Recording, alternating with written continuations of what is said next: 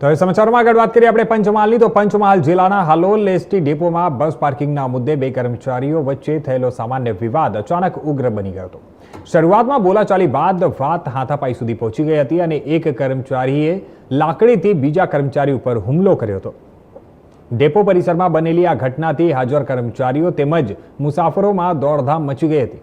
જણાવી દઈએ કે કેટલાક લોકોએ સમગ્ર ઘટનાનો વિડીયો મોબાઈલમાં રેકોર્ડ કર્યો હતો અને જે બાદ સોશિયલ મીડિયા પર વાયરલ થતા વિસ્તારમાં ત્યાં ચર્ચાનો વિષય બની ગયો છે. અંતે અન્ય કર્મચારીઓ અને લોકોએ વચ્ચે પડી બંનેઓને અલગ કરી પરિસ્થિતિ ઉપર કાબુ મેળવ્યો હતો.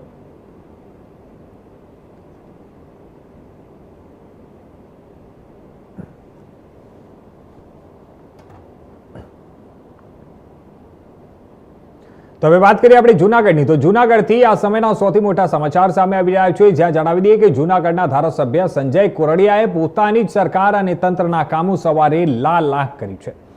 ધારાસભ્ય પક્ષના સક્રિય સભ્યોને એક સત્તાવાર પત્ર લખીને મોટો આદેશ આપ્યો છે. છેલ્લા 1 થી 1.5 વર્ષમાં જૂનાગઢ મહાનગરપાલિકામાં અને મહાનગરમાં થયેલા રોડ રસ્તા અને ભૂગર્ભ ગટરના નબળા કામોનો હિસાબ માંગવામાં આવ્યો છે.